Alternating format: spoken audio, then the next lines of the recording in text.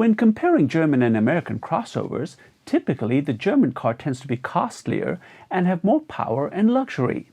Will that stereotype hold true for the Q4 e-tron and the Mach-E, or will Ford turn the tables on Audi? In this video, I'll perform a side-by-side comparison of the exterior, interior, tech, performance and pricing of these two EVs, and we'll find out. The Mach-E and the Q4 e-tron are both vying for drivers looking for luxury, performance and tech in the EV compact crossover segment. The styling of both is crossover-like, but with the Mach-E it's a little bit more drawn out and streamlined. The Mach-E, given its connection with the Mustang name, uses a number of styling cues that recall the Mustang sports car. There's a few neat tricks on the fastback line to make it seem lower than it actually is. The Q4 e-tron also stays very close to its brand and is instantly recognizable as an Audi crossover.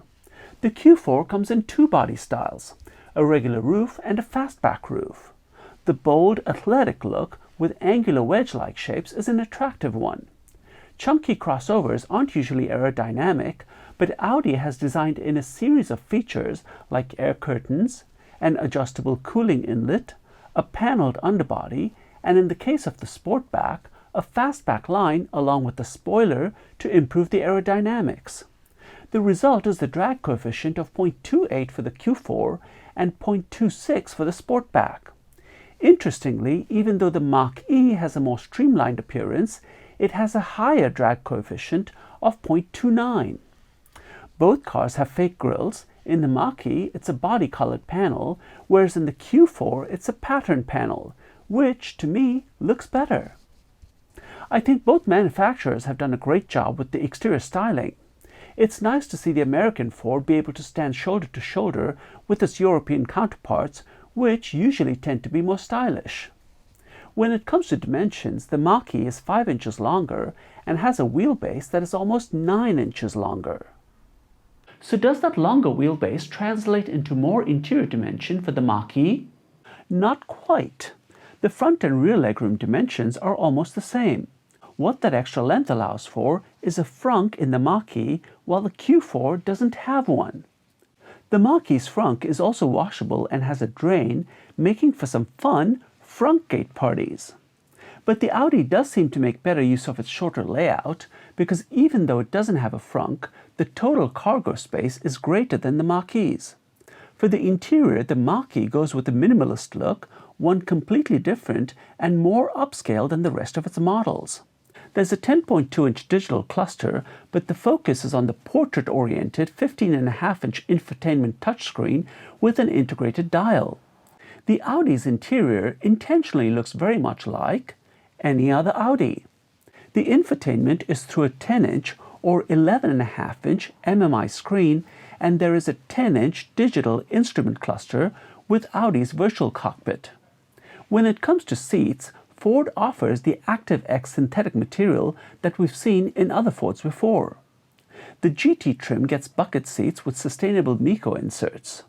The Q4 offers seats in leather, artificial leather, Napa leather, or Dynamica, giving its interior a decidedly more luxury feel. And that would be in keeping with the usual comparison between American and German vehicles. When it comes to tech, both cars offer a number of similar features like collision warnings, park assist, and blind spot mirrors. Audi has a few unique ones like capacitive buttons on the steering wheel and an augmented reality head-up display. There's also the optional matrix LED headlights with LED signatures, something that Ford doesn't offer. Both offer adaptive cruise control with lane centering, but only Ford offers the cutting-edge, optional Blue Cruise. This is a future feature that will allow hands-free driving on certain highways in North America. Audi offers no such similar feature for its Q4 e-tron. So will Ford build on the technology edge and turn the tables on Audi when it comes to performance? Both vehicles come in two battery sizes, and Ford offers the larger battery capacities. For range, performance and pricing numbers, we'll look at European ones as we don't have the US numbers for Audi yet.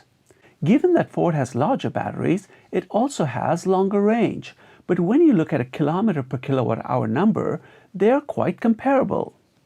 Now, typically, when compared to American crossovers from the likes of Ford and Chevy, German brands like Audi and BMW offer higher performance. But in this case, Ford turns the tables on Audi and offers the higher performance numbers both in horsepower and in torque. With higher power, Ford also has the faster 0 to 100 numbers. And I'm excluding the GT from this comparison because Audi doesn't have a trim to match. Maximum charging power for the Mach-E is also higher than the Q4.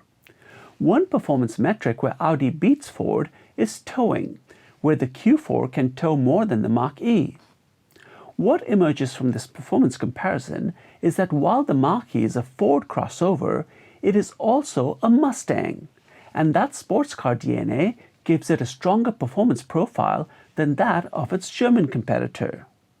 But if we're comparing sports cars, typically American cars like the Mustang, Corvette, or Challenger have offered more power for less money when compared to the German counterparts. Will this hold true for the Q4 and the Mach-E comparison? Not quite.